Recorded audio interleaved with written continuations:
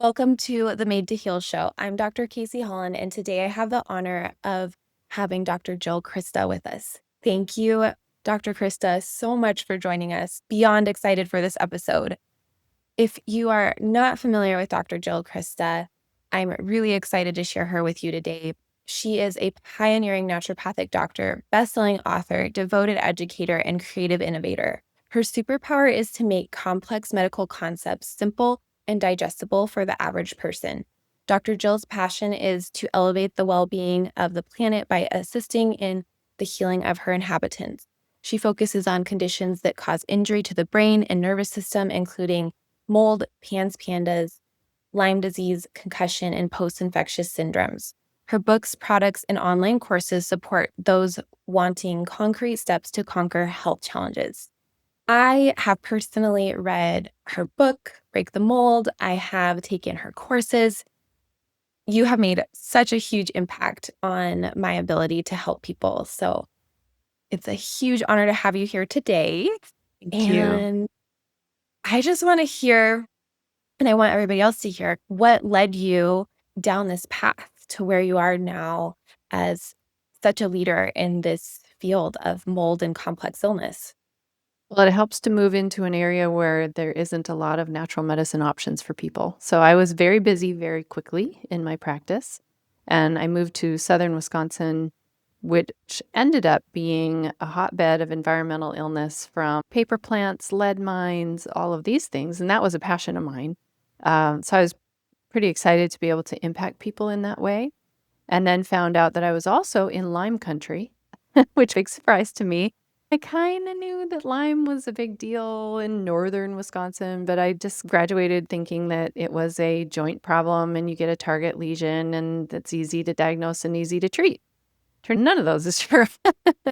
So I went and got trained to become Lyme literate with ILADS.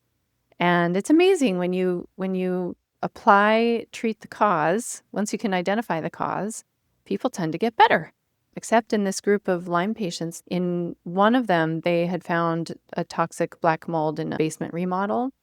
And I thought, I wonder if this is why the other subset of people are not getting better. And sure enough, it turned out that mold was the unifying factor in all of those cases of people where we knew it was Lyme and co-infections. We were treating it appropriately, but they just still weren't getting better.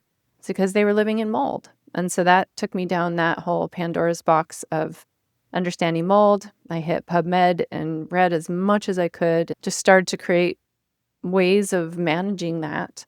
Had more to do with treating the body and also getting someone out of their environment. That's number one. You have to get out of the environment. And those people that got out of the environment still weren't better. Then had to create something planned for them to help them recover their health. And I ended up having twin boys who were sick with PANS. And that was living in the trenches kind of way in the early days where we weren't really understanding what the condition was, what the mechanism was. And so made all the mistakes, tried certain herbs that were good for the brain that ended up being really not helpful for pandas and PANS because it enhanced the neurochemistry problem. So just lots of experience and lots of chances to mess up and try to do it better. And that's where I've gotten here. Still doing the same, still messing up. But I have a little more experience behind my belt that I can share with others, share with docs.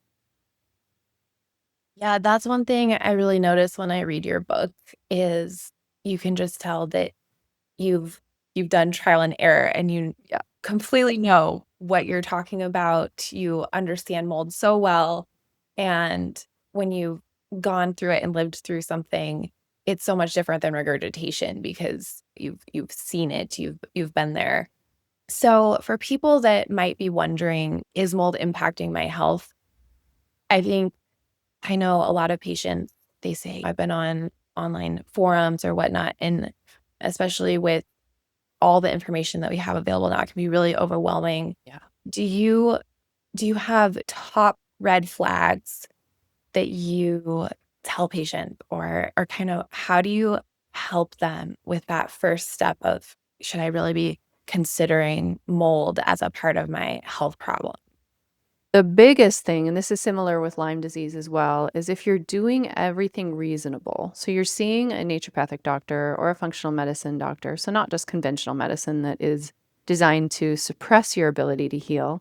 As you say in your podcast, we are made to heal. So if we support that, so if you're seeing some kind of functional or naturopathic doctor, you're doing the work, you're doing the plan, and you're not getting the results that you would expect. That's a big hallmark of mold and also chronic Lyme. I think that that would be the number one if somebody is at this 8, 10, 12 years and you have the cleanest diet of anyone you know, and you have and you can't exercise. You'd love to, but you can't anymore. Some of these things, um, that is a big, big hallmark of mold because it can impact any system and can create any symptom. So both mold and Lyme are the great imitators. But as far as specific symptoms, there's sort of a cluster that I, because so mold, we can talk about this, how complex mold is, because it can impact any system in the body and create almost any symptom. That doesn't give us like a keynote. And in fact, with Dr. Nathan in my study that we just closed up the first validation study of my questionnaire, we looked at the symptoms that people were reporting and what kind of weight there would be on any one symptom or another.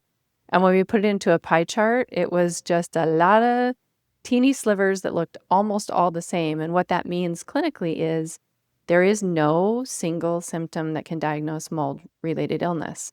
It's the confluence of those. And so there are certain things that I look for. I look for vision changes and the vision starting to really fail. And if your vision changes a lot, even throughout a day. So if you wake up and it's kind of weak, and then as you get going in the day, it kind of strengthens, but then it starts to weaken at night. Or maybe you have double vision, or maybe your eyes are just aging. You're losing vision very rapidly. Mold is really, really hard on the eyes. Fatigue would be a huge piece of it. And that's going to look different if you're a competitive athlete versus like a normal person. So a normal person, that looks like you have trouble with exercise recovery, or you can't exercise, you can't get through your day without a nap. You can basically unrested sleep. You could sleep all night long and your energy still wouldn't recover. If it's a competitive athlete, that just might look like they're not meeting their maxes very easily. So it can sneak up on them eventually. But in an average person, it's going to just look like fatigue, where you're just like, man, am I getting old fast? What's going on? I also look for headaches. That's very common, especially in children. And ear ringing. A lot of the medications that cause ear ringing that we're familiar with have been made from mold. So that's one of our really signature keynotes is ear ringing. Might be some kind of sinusitis, allergy, hay fever if you're exposed to the spores. But a lot of people can be sick from mold that is not a spore-related illness. It's related to the toxins.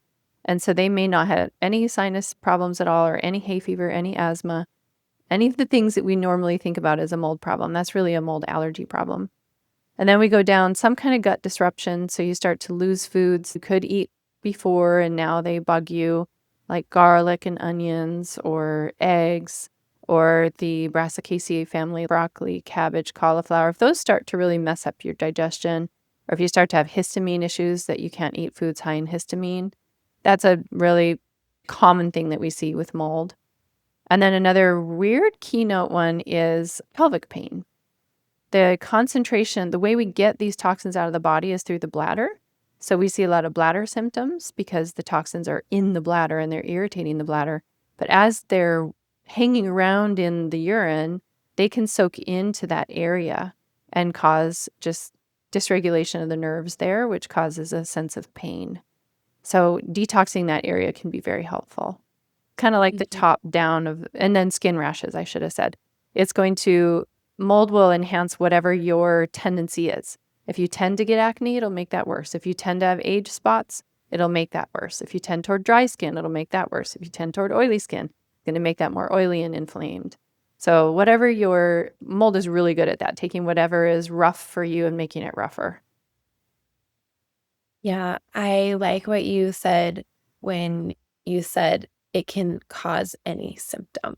Yes. And I think that's what's so hard is because there still is this idea that, oh, it's causes sinus congestion and things like that. And the thought of it causing food sensitivity is or these Right. other symptoms seems really far out there if you haven't been familiar or educated on it. Yeah. And also I want to talk about how you mentioned, Lyme and mold are the mimickers.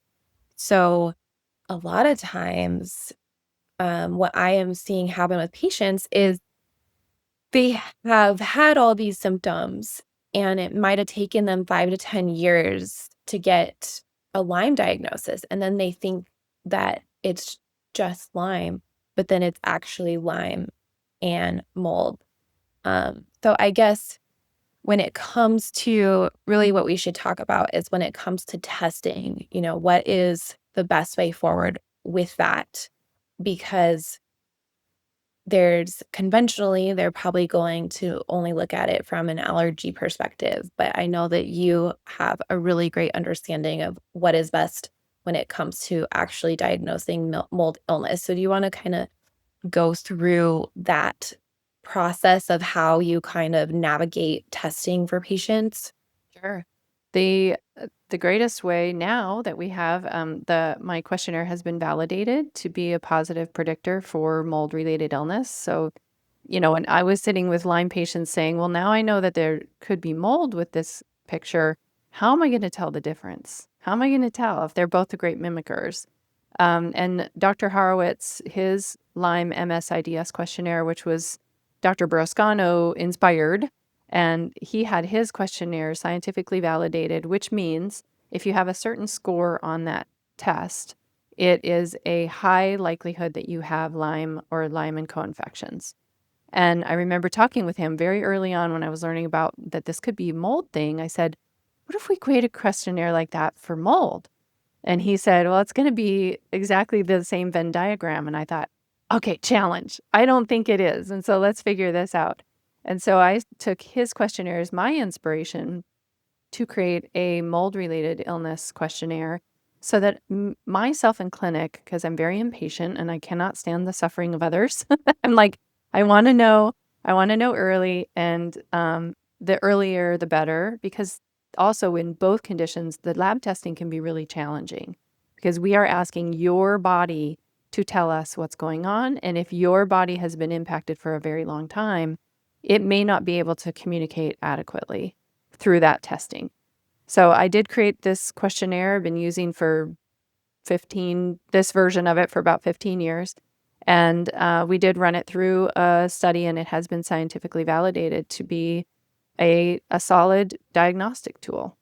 So if you have a score of a 10 or above on that questionnaire, there is a very high likelihood that mold is part of your picture. So you can fill out both questionnaires, which are completely free. And it also gives you then sort of your own trackable guide that you can continue to fill it out as you go through treatment and see what's getting better and make sure things are getting better because you should be feeling better with treatment. So you can use that also throughout time. So that's the free and easy way if you can trust, a piece of paper you filled out. And some people need, especially if they have a family member in the mold who's not sick, which is very common, needs something on paper that says, see, this is real. And if that's the case, then we need to be really clear, what question are we trying to answer with the lab testing? I get asked all the time, people say, what's your favorite mold test? And I always respond, that's not the right question because there is no favorite. This is too complex of a condition.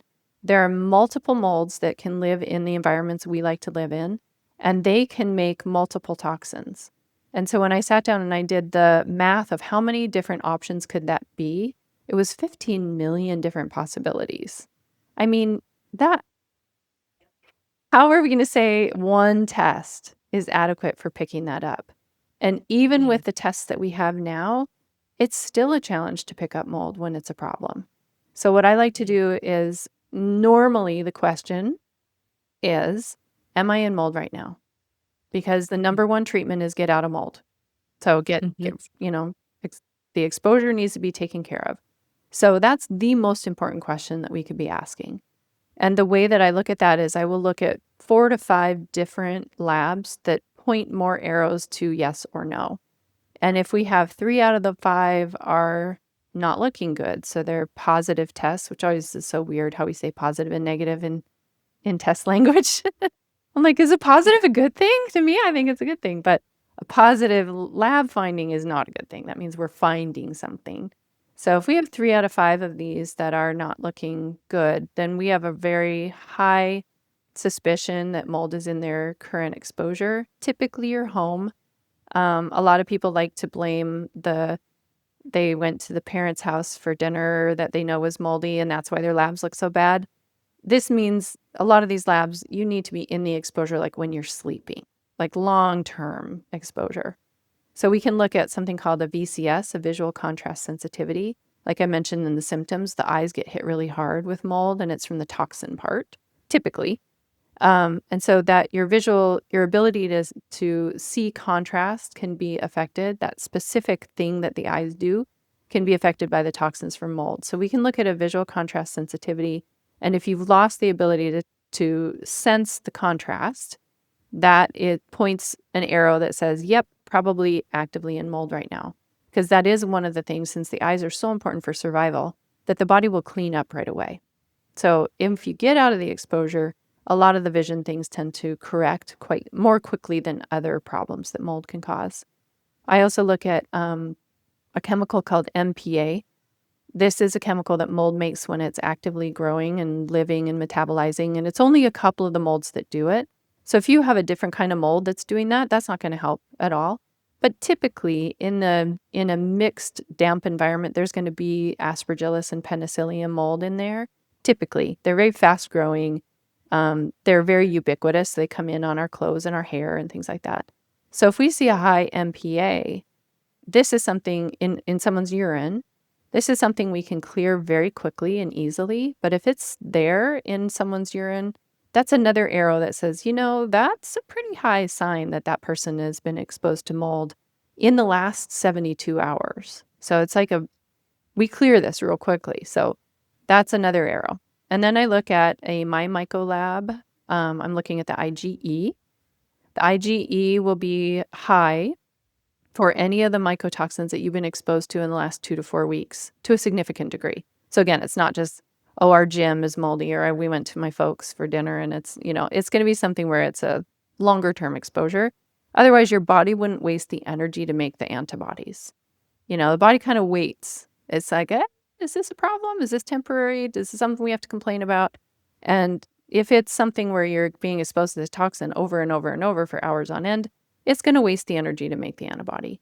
So if there are any IgE antibodies to any kind of mold, the reason I like MyMyco is they have a larger panel. This is also available from Armin Labs. They don't have as large of a panel. So you can catch things like chitomium, things that other labs aren't really looking for. And then I run a mold allergy test, regular old conventional mold allergy. No one in the world should be allergic to mold. It's natural. It's part of our environment. We evolved with it. These are actually very useful molecules on the planet. If they weren't around, we would have stacks and stacks and stacks of debris every fall. We would be trying to, use snow removal just for the removal of debris. Like mold is really, really important in our environment. It is a friend when it's outside. So it should not be something causing your immune system to alarm. And again, if it is alarming, that means your cup has filled up of those spores and it's flowing over into the immune system in enough of a degree that the body wastes energy making antibodies. So those are kind of the things that I'm looking at. But one key thing is if you're doing any kind of urine testing, what you eat does come out in your urine. So I have a urine mycotoxin test prep handout that has the foods to avoid for 3 days before you take your test. And if you are eating high mycotoxin foods on a daily basis, that is going to come out in your urine, and that's one of the limitations of that test. So I encourage people, get that handout. I'm keeping it up to date all the time on the foods. So if you haven't downloaded it for 5 years, this would be the time to get a refresher because I put more information on that all the time. So that's, and why 3 days? Most of the mycotoxins take 2 days to get out of our system once we've eaten it. So if you avoid those foods for 3 days, then we have a little more security that what's coming out in your urine is actually from your body or your environment, not your food. That was a lot. So I yeah. Appreciate it so much because it is very overwhelming, and especially I think one thing that we have to think about with patients typically when they are at this point, they don't feel good. Right. So the brain fog and trying to follow directions and just remember what we said in the visit can be really overwhelming. And I was just thinking about some of my patients while you were talking about this, and so in my practice now, anybody that is coming in for, complex symptoms, we just kind of have your questionnaire built into our intake questionnaire. So right away, it's part of our screening process.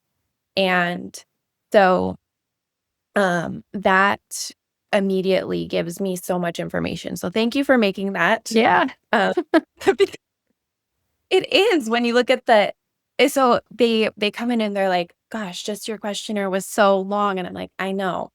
But it can help us with deciding everything you were just talking about and save us, there's so many people that then go 5, 10 years and never get tested because, another thing that I think we should talk about is how it's kind of intuitive to make excuses for other things causing the problem.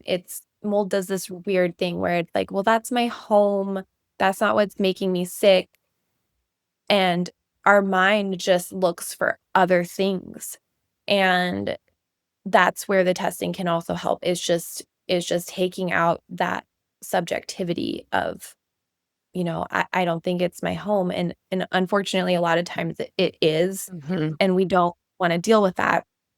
So that's yeah, I really appreciate everything you said because it's so complex. I heard another doctor say that complex illness is like playing chess where we make a move and we see how your body does Yes. and and then we make a move. So for a lot of things, especially in conventional medicine, there's this algorithm, there's this standard of procedure, and molds and Lyme just as you know, it's not like that. So I think just framing that mindset of okay, this is not going to be this linear process is really important for people and understanding.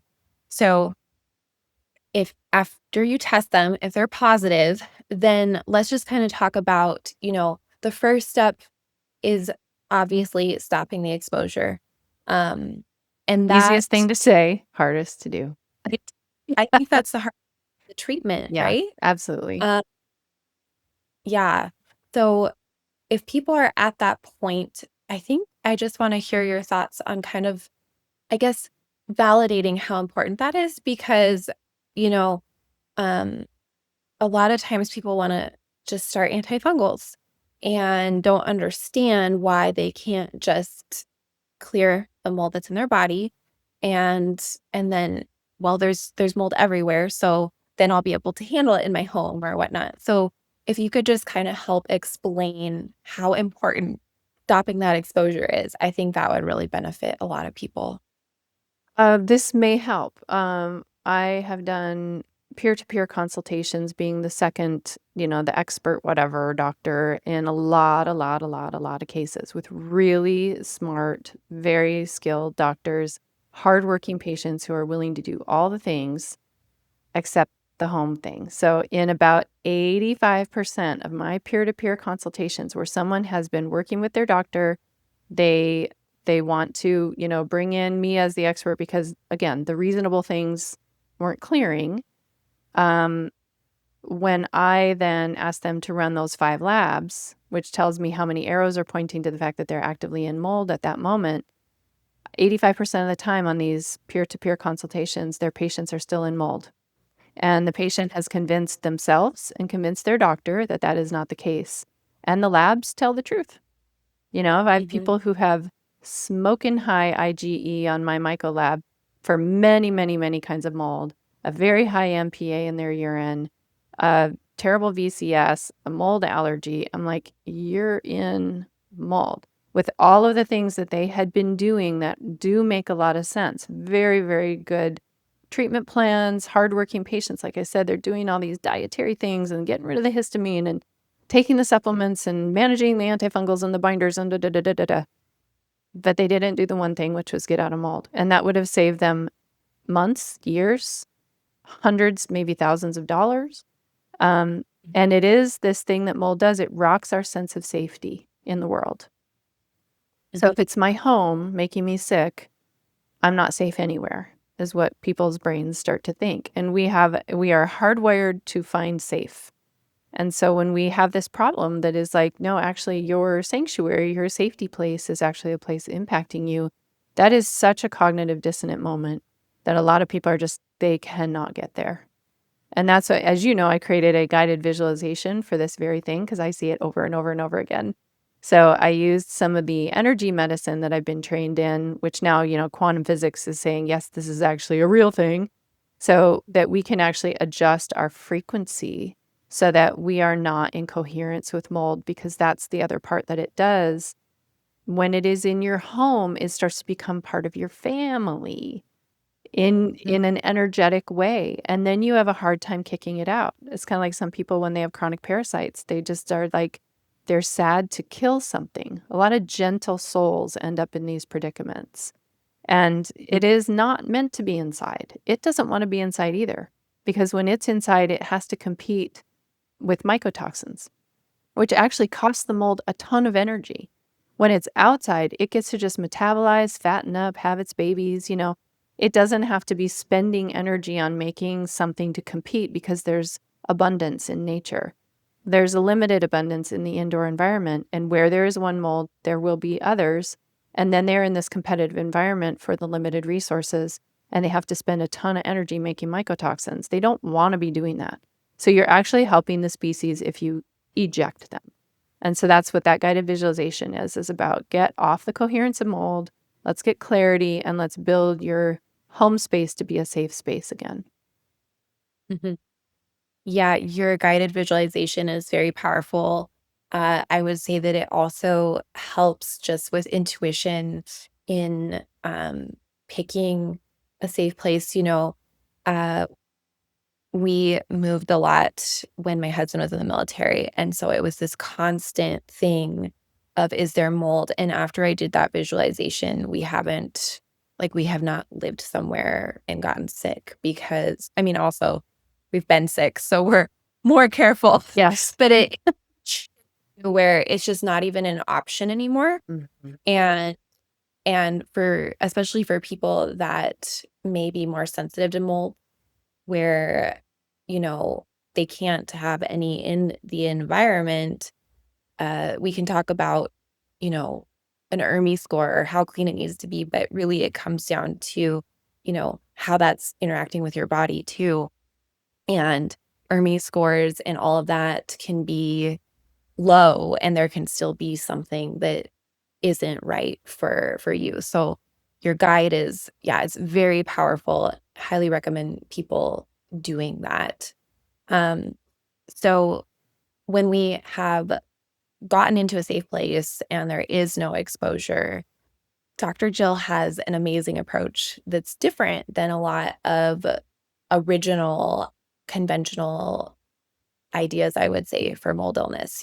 There was a lot of focus on binders and things like that, but you really support the entire body. And I love how you really tap into its innate abilities to do these things and utilize those pathways for detox, as opposed to just trying to, bind all the mold out, which for a lot of people depletes them.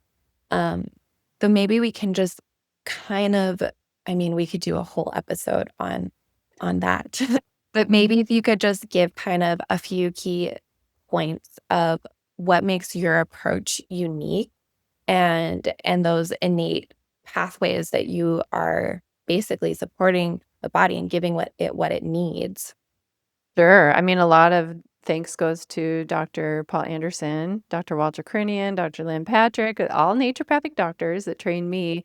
My approach, I feel like, is just like the naturopathic approach, like it's granted, it's a naturopathic approach, but it follows the way that we think, which is to first take care of the fundamentals, which is get the nutrients supported. The body, when we give it the nutrients that are missing, such as cofactors for certain detox pathways, if they don't have one certain B vitamin in enough of a amount, they can't finish that pathway, and so the body can't use its natural abilities to detox.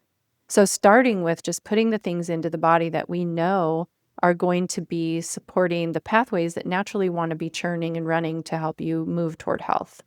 And in mold specifically, that's vitamin D. So we know that the mycotoxins will block vitamin D absorption in the body. So a lot of people are chronically depleted. And that's a massive nutrient for our immune system. And the immune system is what does a lot of the cleanup and also prevention of mold moving into your body and becoming infective. DHA, the fish oil, we know that it will kind of block the mycotoxins from coming into the cell. And that's once they get inside, that's what causes all the fatigue because it impacts the mitochondria from making energy. So if we just fatten up your cell membranes with a ton of DHA, now we have bodyguards at the cell wall saying, nope, turn around. You're going to stay in the bloodstream. We're going to get rid of you. And then all of those little nutrients and cofactors and antioxidants and things that keep the churn going. So that's the big thing is like nutrient repletion and just stop there and see, did we get the systems working again? And then enhancing the detox where it makes sense. And I have a little rule of thumb that is bioflavonoids before binders. You don't need binders to get better for mold. And I know that's sacrilege. Some people listening are like, wait, what? And I have a whole binders masterclass that is the very beginning of the class is like, you don't actually need any binders to get better from mold. People get better from mold without binders all the time because we can enhance the detoxification through the kidneys. And then it really takes the pressure off the liver and we don't have to do, complicated binding. Binding happens in the gut. The upstream of that is the liver. But where we get most of the detox from mold is through the kidneys. The liver sometimes converts it into a water-soluble toxin, and then it goes to the bloodstream to get cleared by the kidneys. We have 2 kidneys and 1 liver. So if we enhance kidney clearance, we're doubling the detox power, and bioflavonoids are the key for that. Every color of the rainbow is specific for each mycotoxin. So if even just eating, making sure that you're eating the rainbow, you're doing the work to detoxify every day. But I know not everybody can do that, especially if there's salicylate sensitivity and things like that. But that is my little rule of thumb. I want to make sure that I've optimized nutrients and I have big time bioflavonoids on board before I even start the binder conversation, because then I know that we're enhancing the double organ and taking the pressure off the liver because our poor livers are so taxed right now. And then with binders, the big thing is no binders if you're bound up. If you're constipated and you're adding a binder, you've just made that detox problem worse because these mycotoxins, they're bound. We think of binding as like maybe it's Velcro or maybe a sticky or like a chain link or something like that. But that is not how binding, when these are bound, they're not bound in that way. They're bound more like static cling. So if you're constipated, it can just come rub right off of that bile, because what we're binding in mold is bile. It'll rub right off of that and it'll just reabsorb back into your system and your liver has to process it all over again. So, and then lastly, I think that we're forgetting antifungals quite frequently. I don't know that there's a patient I've ever not used antifungals with, whether it's herbal or pharmaceutical. It doesn't have to be intense ones, but, and also treating the nose along with the whole body. So that's kind of my overall approach is sort of like, we're going to make sure we're repleting nutrients, enhance kidney clearance, choose a binder that's binding bile, ideally, because that's where most of the mycotoxins are, is in the bile. Keep the gut working, and put people on antifungals in the nose and in the body to reset the biomes back to a healthy microbiome. Yeah. And I think that's a great foundation of like what everybody needs to have to successfully heal from mold. And the other piece of it is that I know you teach is that, hey, how you respond is going to be different person to person. And so somebody might need a different type of antifungal, or like you said, with the bioflavonoids, if you've been in mold for 10 years, you might have mast cell symptoms where you can't eat the rainbow Right. vegetables and things. that. So the the key piece that if you're listening to this is that, it has to be designed for you. But those are core pillars that you need in your plan. And so commonly people have never heard that they need to treat their nose or their Right. sinus or vitamin D. Even vitamin D gets missed when people are, know they have mold and are in treatment. Um, so definitely, don't miss out on these or think they seem, well, that's just basic. We just need binders and antifungals because they're Right. essential to functioning. Um, I want to touch on just kind of current times. So are you seeing with clinical practice or research that people are having more difficult times healing from mold now post-COVID versus pre-COVID? And Yeah. kind of any thoughts on that you wanna share with us? Sure. Yeah, for sure. I mean, mold was a challenge to recover from, even using all of the tools and modifying plans as we go, like the chess game. Um, but since COVID, there has been, because it has been altered, it's not just a virus, it's a virus plus. And what is the plus? The plus is a neurotoxin like peptide. So a lot of people are excited about peptides right now. They're very effective. We can use most people know about GLP-1s as a peptide, and so you see how effective those are for weight management. We can use peptides to boost the immunity, like thymosin alpha 1. So we know the efficacy of peptides. And that's what makes it really, really unfortunate what they did to the virus, because virus plus peptide, well, what is the mechanism of that peptide? It's neurotoxic. And that means that it is toxic to the nervous system, specifically the autonomic nervous system, which mostly impacts our central nervous system. So the very fundamentals that run our body, the underneath pattern where right now we're not thinking about the fact that we have to make tears or grow fingernails or have our heart rate, when we get excited, that our heart rate increases so we can bring more oxygen to our brain because we just had a surge of excitement and something that, Dr. Holland or I said. So we're not thinking about all of that. We don't have to control any of that. But this little peptide is very effective at disrupting that part of our nervous system. So that part of our nervous system runs things like the limbic system. So a lot of people exposed to mold have limbic dysregulation. They have vagal dysregulation. They have mast cell problems.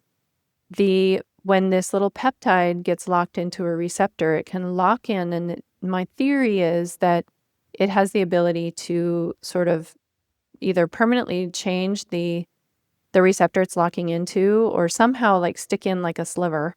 And this is not the part that is the ACE2. So what we heard a lot about COVID was the ACE2 receptor, the ACE2 receptor. Well, when we actually looked at what this little neurotoxic peptide was, this can lock into a different receptor, and it can leave the part that irritates the ACE2 receptor out and exposed to the bloodstream and the nervous system and the immune system, which means it'll cause a lot more mast cells to degranulate at that locked-in location. So we're seeing a ton more mast cell issue since COVID than I had ever seen with mold before that. Yeah. There's a lot to say Wow. about that little guy. Yeah. Yeah. Well, I mean, I don't have as much experience as you, but I can say that it's just taking so much longer for people to get better, which brings me to another kind of question that we'll kind of end on before some final thoughts. But when someone asks, how long is this going to take? Mhm. What do you tell them? Well, we were kind of taught as naturopathic doctors the river of health. So the amount of years you have been sick, it will take a month for every year to get better. That was how I graduated and learning from the eclectics. Since COVID, it's been a month and a half or a year and a half for every month, because it just is taking that much longer to manage the inflammation, the immune dysregulation, the neurotoxic aspects. So it is kind of helpful when we look back. It gives someone a very realistic expectation, which doesn't mean you're going to feel this as cruddy as you do today, for that whole 9 months or 12 months or 18 months, however long it has been that you've been sick. However, it does take that long to get to where you are like, mold is in your history and you're not even thinking about it. You're not walking around worrying about it. You're not, obviously you're always going to be conscious of it once you've been sick from it. Like you said, you guys are looking for homes. It was like, okay, we need to be aware that this could be a problem, but not fearful. And I think that it can take that long before you really are you're off any supplemental things. You're just living life, giving your body what it needs, good nutrition, outside time every day, exercise, circadian rhythm balance, sunlight, the beautiful, beautiful sunlight, dark sky sleep, all of these things that are actually very natural, but have become hard for us to acquire in our modern world. Yeah. I think I sometimes people want, this definite timeline um and we can't always we can't give it to 'em. I mean, we can never give an actual definite timeline, but I No. think that that kind of measurement is really helpful for conceptualizing it and giving a general idea. Okay. I want to ask one final question. What is the biggest message that you want to share today about the body's innate ability to heal? It can be something you've learned in practice or something you're seeing recently or a supplement that you see that really supports the body. Just kind of one takeaway message for listeners. It's pretty all-encompassing if you just get outside. So the one supplement that I think I'm seeing make the biggest difference for people is sunlight, like not being afraid of sunlight. And there's been so much, blocking of sunlight in many different ways. Getting out, the earlier you can get out in the morning and get that sun on your eyes, the backs of our eyes, there are all kinds of receptors that say, hey, it's daytime and we are not owls. So we do need that sun time, and it helps set circadian rhythm. It helps with light frequency, which helps run all of this quantum biology in our body. So get outside, get out early, and expose as much of your body as you can to that beautiful sun, but specifically your eyes. So if you wear contacts, have that be a time when you don't have your contacts in. Get outside with your glasses on, take them off, and gaze at the sky. And I think that's really profound. Man, we could do a whole episode just on sun and light.